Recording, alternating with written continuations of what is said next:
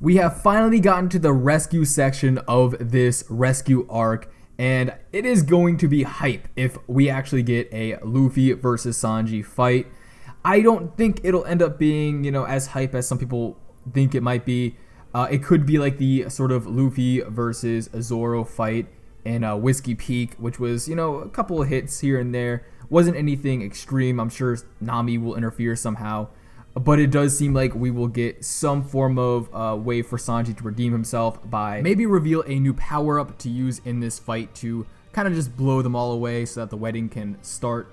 Of course, Luffy and Sanji are both pretty injured and just worn out in general, so any fight that is going to end up happening will be a little bit underwhelming, especially since they're not going to go all out. Luffy's not going to probably use Gear Force, but I'm sure everybody's pretty much realized that this is very similar to the Robin rescue arc. It's almost like a copy and paste of like the entire CP9 arc, and I really hope it's done a little bit differently, hopefully in a way that's a lot more creative and different. So I do think that this arc could be very interesting since we have so many big players showing up to the wedding. We have the Vinsmokes, we have Big Mom, who is now being hyped up extremely. So getting into the beginning of the chapter, Luffy has finally defeated a Sweet Commander, and this is made into a huge deal. Everybody's on red alert, and all the towns are closed. So this is a pretty big deal in terms of the wedding and how it's going to impact that, and who will actually come after Luffy now, because we know with Arouge defeated the 4th Sweet Commander, and they had Cracker go after him and defeat him. But if Cracker is potentially not the best Sweet Commander, they could have another Sweet Commander go after him, or Big Mom herself could actually now hunt down Luffy. And it does seem like Big Mom herself could be the one to hunt down Luffy, because it is stated by Pound that Big Mom will probably be enraged at this point that Cracker has been defeated, and she could awaken these powers of hers that allow her to control the weather. And we get to see the other ministers gather around Cracker. We get to see the Minister of Cheese, we get to see the Minister of Whipped Cream, and the Ministress of Butter. And we find out the other 2 Sweet Commanders are Potato Starch and Smoothie.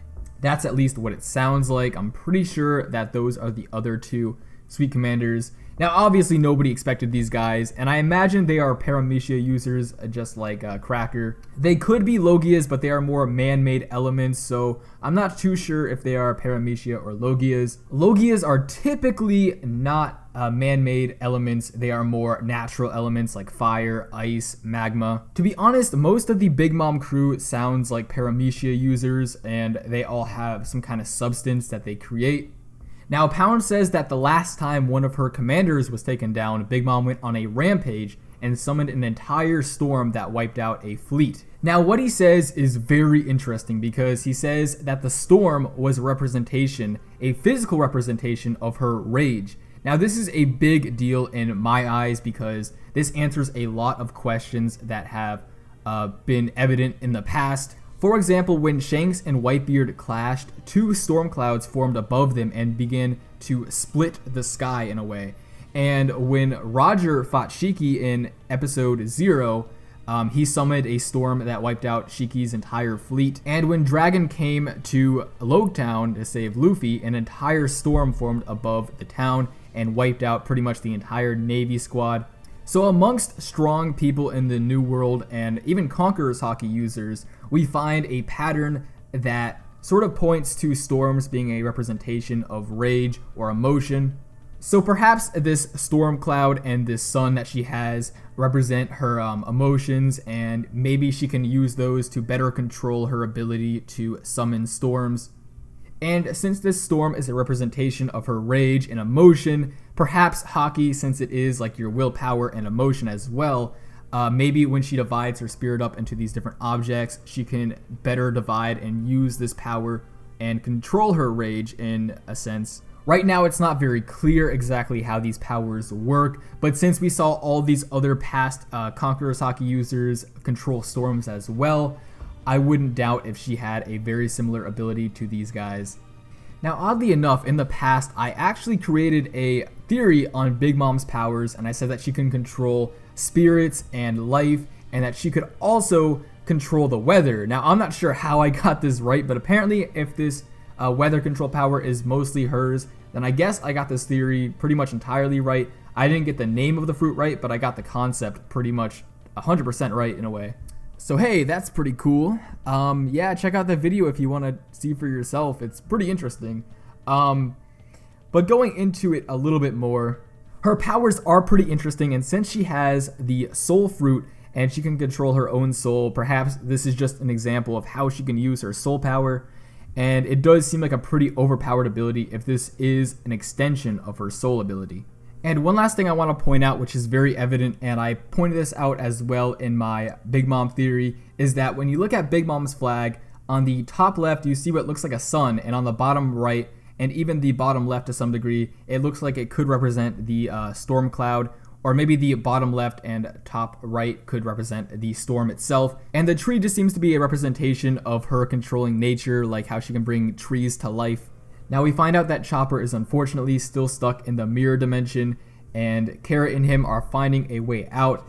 But if they can really use this mirror dimension to their advantage, and they can actually go all throughout Whole Cake Island, then they will be a huge help. And I can actually see them being like the trump card for Luffy right now, because right now they're trying to infiltrate and it's very hard for them to even get past the Germa.